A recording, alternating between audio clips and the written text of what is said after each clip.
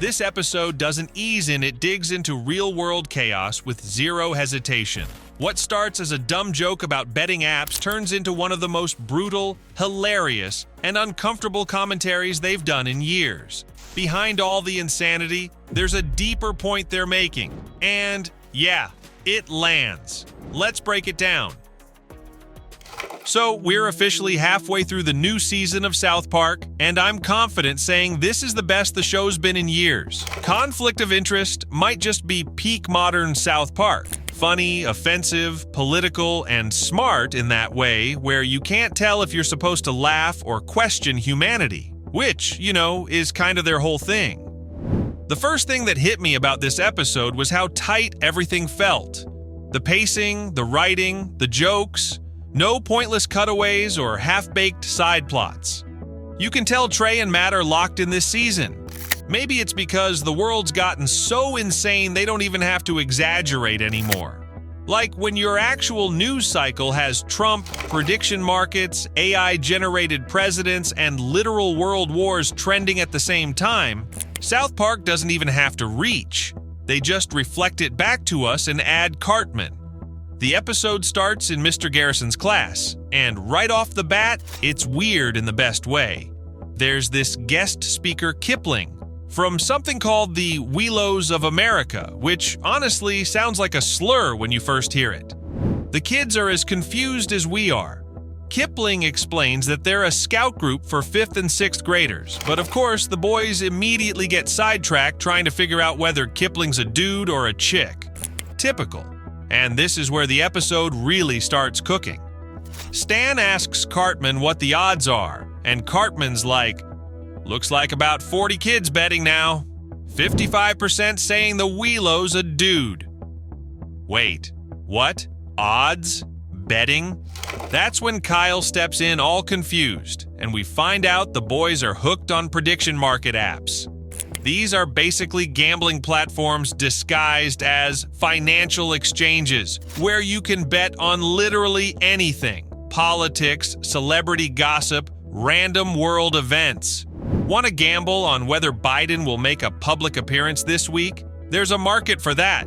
Bitcoin will break 130,000? Yep. Which celebrities will show up at Taylor Swift and Travis Kelce's wedding? Oh, absolutely. There's even a market for what's happening in this very episode. It's this perfect, disgusting parody of how far internet degeneracy's gone. And the craziest part?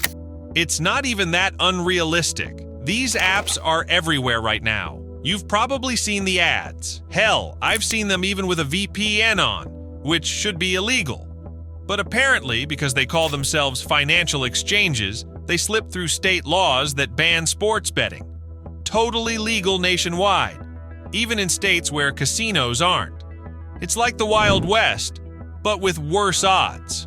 And yeah, South Park nails that degeneracy perfectly. The way the kids talk about betting on war, gender, or public figures. It's both hilarious and uncomfortably accurate.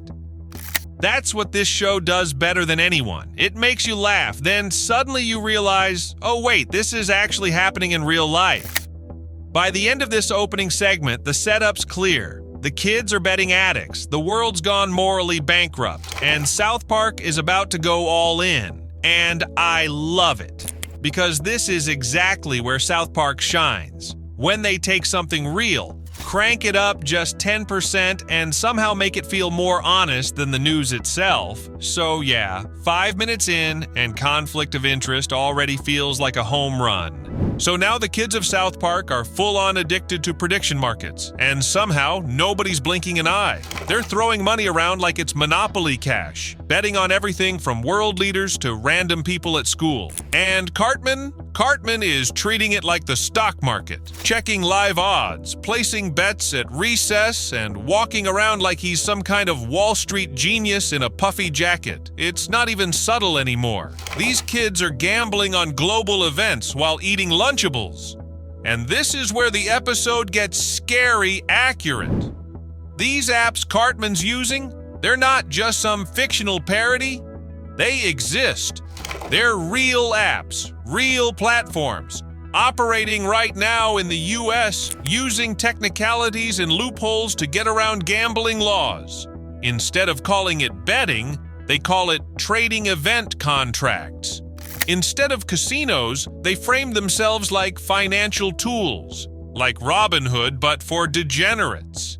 And the crazy part? They're totally legal in places where regular sports betting isn't, because they figured out the branding hack. Call it an exchange, slap on some clean UI, and suddenly betting on war crimes is just a financial decision. And South Park leans all the way in, stands casually talking about odds on Kipling's gender. Cartman's rattling off percentages like a data analyst. Nobody thinks twice. It's just part of the new normal. Then Kyle walks in, completely confused, and learns that there's an actual bet circulating on whether his mom is going to bomb a Palestinian hospital. Just casually out there, like it's the weather. Kyle obviously loses it, and Cartman, with zero shame or hesitation, says, because she's a Jew. That's it. No logic. And that's the point. The show isn't just being edgy here, it's calling out how normalized this kind of behavior has become. How people will say or do anything, as long as it's profitable. The Jewish angle. That's not just a throwaway joke. It's a critique of how casually anti-Semitism creeps in under the radar when money's on the table. And Cartman doesn't even try to deny it. He's not defensive but proud. He literally sees Kyle's outrage as a tool.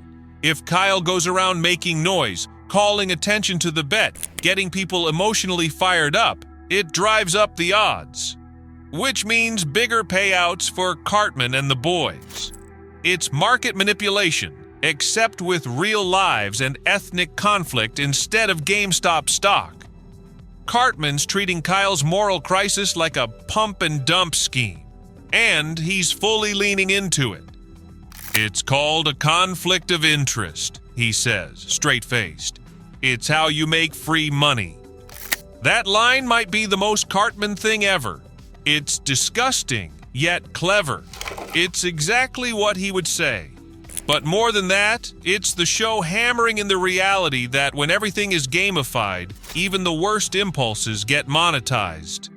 By the time the recess bell rings, what started as a weird joke about scout leaders has turned into a full-blown takedown of how capitalism, social media, and collective apathy have turned us into emotional day traders, betting on chaos, rooting for disaster, and pretending it's just another app.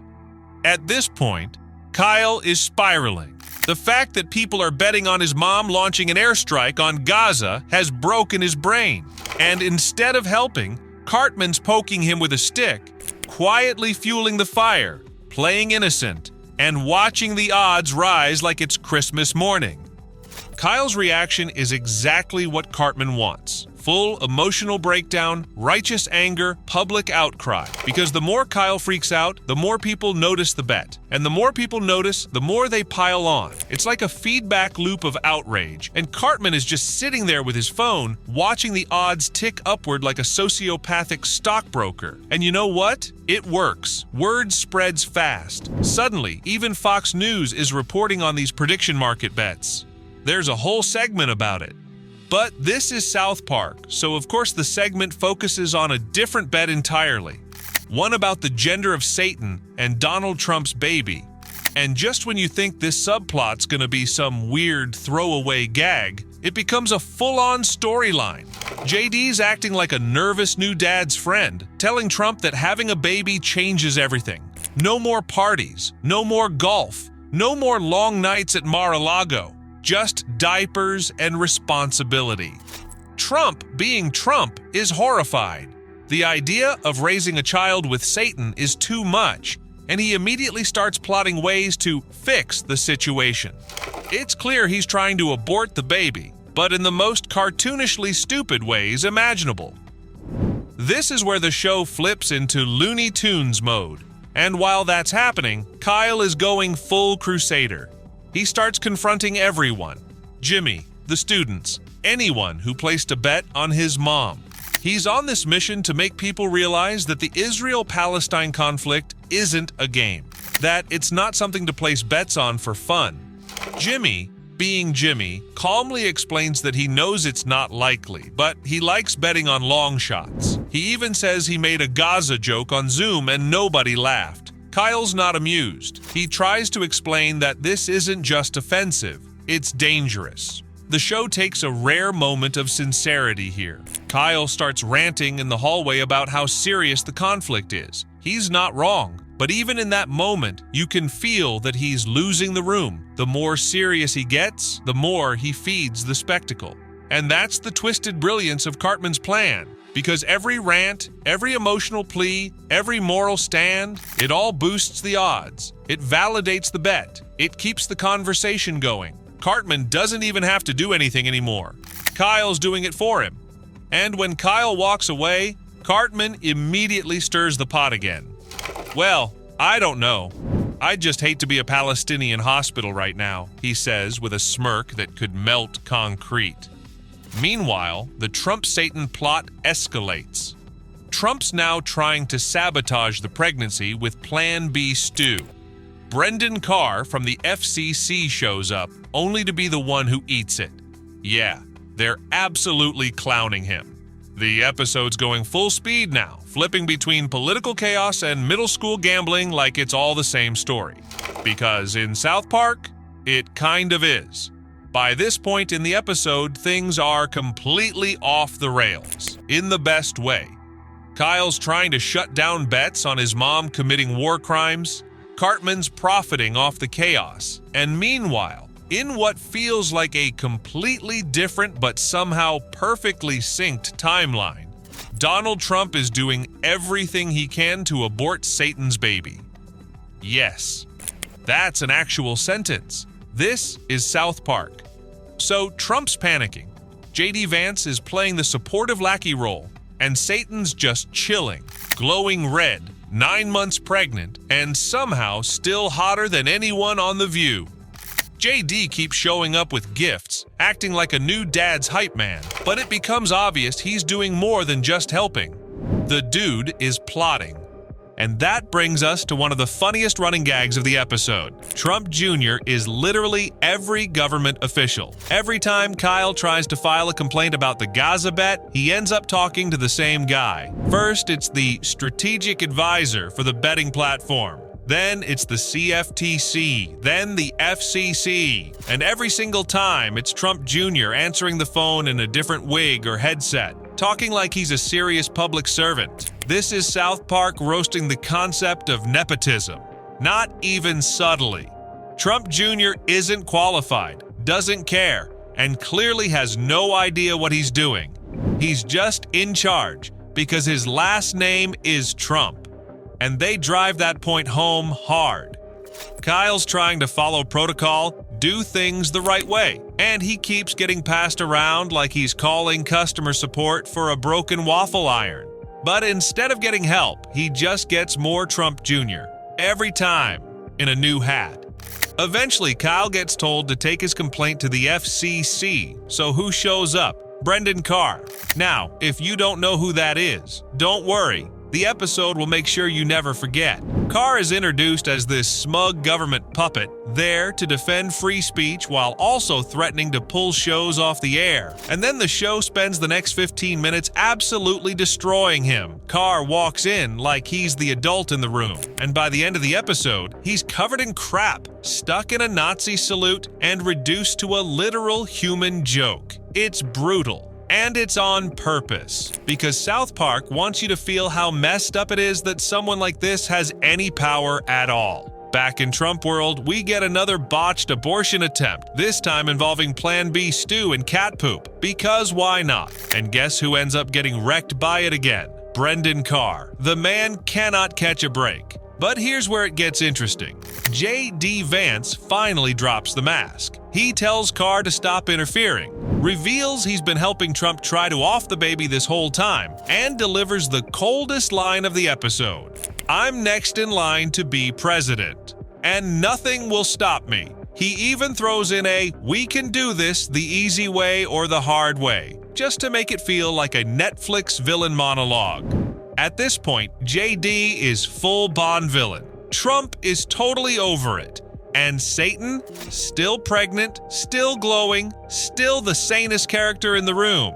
So while JD Vance is going full supervillain in the Trump-Satan subplot, back in South Park, things are getting weirdly personal. The bet on Kyle's mom bombing Gaza has gone viral. It's not just something the kids are whispering about anymore, it's now a full-blown digital rumor with financial stakes. And somehow, everyone is in on it. Even Sheila's own friends. Sheila's having lunch with her crew when the topic casually shifts to Gaza. One of them asks how she's feeling about the situation. Totally normal lunch table convo, right? But then it gets creepy. They're pressing her harder than a cable news anchor. Well, what are you going to do about it? Do you support the response? Are you planning to act? At first, Sheila's just confused. Then she starts to realize they're not talking politics. They're talking odds. Her friends are literally trying to profit off whether she's going to commit an act of war. And they're not being subtle about it. They're watching her reactions like she's a stock chart, trying to read her next move so they can place smarter bets. It's disgusting. And it's so perfectly South Park. Sheila starts trying to explain that being Jewish in America doesn't automatically connect her to the Israeli government, that she doesn't control foreign policy, that she's just a person, a mom. And her friends, they don't get it because they're not actually listening. They're just trying to win money. This scene works because it's honest. For all the absurdity and toilet humor, South Park has always had moments like this. Quiet punches to the gut that remind you, oh yeah, these are real problems. And what Sheila says hits hard. People conflate all Jews with Israel's actions, as if every Jewish person is some kind of representative for Netanyahu. Like they're all synced up on one big WhatsApp group chat labeled Zionism.exe. And she's right.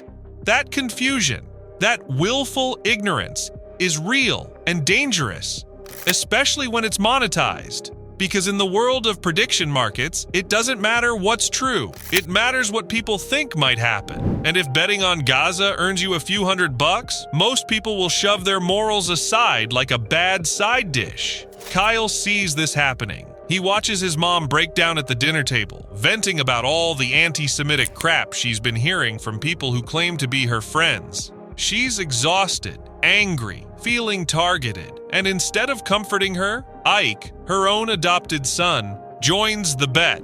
It's such a savage moment. Quiet, no punchline, just betrayal by a little Canadian with a tablet. At this point, Kyle realizes that he has to take things into his own hands. His mom's not answering her phone. The odds on her Gaza bet are climbing, and he still thinks he can stop it. So, what does he do? He goes to the source. If no one at school or in government is taking him seriously, maybe someone in Israel will. That's when he gets on the phone, trying to reach an Israeli official. And who picks up? Yeah, you guessed it, Trump Jr. again. No matter who Kyle calls, whether it's the prediction market support line, the CFTC, or the Israeli government, it's always Trump Jr. It's like he's cloned across every branch of global bureaucracy. He's the Walmart greeter of international dysfunction. Eventually, Kyle is told to escalate the complaint to the FCC. Because clearly that will fix everything. So we finally meet Brendan Carr, the actual head of the FCC, and South Park doesn't waste a single second before dunking him into oblivion. Carr shows up in full smug mode, pretending to be the adult in the room, the guy who's supposed to defend free speech. But by the end of the episode, he's covered in crap, frozen mid-Nazi salute, and reduced to a literal human joke. South Park absolutely humiliates him, repeatedly. And it's very, very intentional.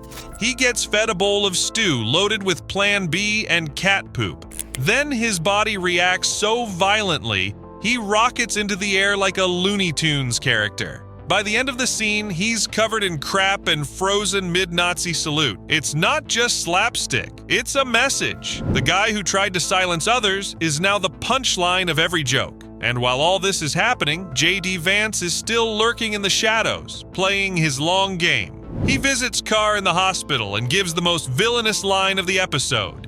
If the parasite reaches his brain, he'll lose his freedom of speech. Then he threatens Carr directly, saying he's next in line to be president and nothing will get in his way. JD's face in this moment is terrifying and hilarious. Like if Mitt Romney cosplayed as Scar but didn't get the joke. So yeah, if you were wondering how South Park feels about FCC overreach and Trump-style appointments, this is it. Covered in shit, locked in a Nazi pose, topped with a parasite, message received. By now, the bet on Kyle's mom bombing Gaza has reached full-blown meme status. The odds have skyrocketed. Everyone thinks it's a lock. Cartman's grinning like a crypto bro in 2021. He's been fanning the flames non-stop, playing Kyle like a fiddle, spreading chaos, fueling paranoia, all to get those juicy 95% odds. And now, he's all in. Cartman steals his mom's credit card and throws down $1,400 on the bet. He's treating it like the safest investment of his life. This isn't even a risk in his mind. It's basically free money. And that's exactly how gambling addicts think right before the universe smacks them in the face. And boy, does the universe deliver. Kyle finds out what Cartman's been doing. And Cartman realizes, way too late, that if Kyle figures out how rigged this all was, he could lose everything. So he goes into panic mode. He scrambles to fix it. He tries to contact Kyle's mom. He tries to walk back his own chaos. But there's no stopping the machine now. Kyle still can't reach Sheila, and the stakes feel higher than ever, until Trump Jr. magically pulls the bet from the platform. Just like that. The offensive "Will Kyle's mom bomb Gaza?" bet disappears. No explanation. Just one of the many hats Trump Jr. wears that apparently gives him the power to delete bets from the entire economy. The boys find out and they're pissed. They think they've been robbed. This was supposed to be the most reliable win since betting against Kanye at the Grammys. And now it's gone. Cartman, especially, is furious until Kyle drops the real twist. He tells Cartman that Sheila did go to Israel. She just didn't bomb anything. She flew there to personally confront Benjamin freaking Netanyahu. Yup, Cartman's mind breaks in real time. Because if the bet had stayed up and he hadn't done anything, he would have won. The odds were 95%, the payout would have been insane. But because he tried to rig everything, because he couldn't resist meddling, he lost everything. It's the perfect South Park twist. The degenerate gambler who hustled so hard to cheat the system ends up screwing himself. He could have won just by doing nothing. But that's the Cartman curse. He always takes it too far. Then comes the finale. Sheila storms into Netanyahu's office like a Jewish mom possessed, unleashing an absolute verbal beatdown. She's not there to start a war. She's there to call him out. You're making life for Jews miserable, and life for American Jews impossible. It's probably Matt Stone himself speaking through her. Because this whole season, South Park's been threading this line, reminding people that being Jewish doesn't automatically mean supporting Israel's politics. That lumping them together is not just ignorant, it's harmful. Sheila's final speech is a mic drop, and it's one of her best moments in the entire show. And just like that, the episode ends. No big moral lesson, no soft fade out, just a brutal, ironic finale, followed by a final joke in the credits. Every name listed as strategic advisor, because of course they are. A lot of people are speculating that conflict of interest wasn't the original plan. Some even think South Park had an entirely different episode ready. Maybe something about the Charlie Kirk assassination, but changed direction after Jimmy Kimmel's suspension blew up online. And honestly, it tracks. They've done it before. Trey Parker gets inspired, rewrites everything in 2 days, and suddenly you've got an episode tearing down the FCC, dragging Trump Jr., and turning J.D. Vance into the next great cartoon villain. It fits too well. But even if none of that's true, conflict of interest still stands on its own. It's smart, vicious, weird, and way too real. It skewers everything, from degenerate online betting culture to government nepotism to the messy way people project politics onto identity. It's South Park doing what South Park does best, making you laugh, cringe, and think, all in the same breath. And if this is the tone for the rest of the season, yeah, if they keep this energy, we're not just watching a good season, we're watching history. If you enjoyed this breakdown, hit like, drop a comment, and share your thoughts below. Don't forget to subscribe. More wild deep dives are coming. Stay sharp and stay curious.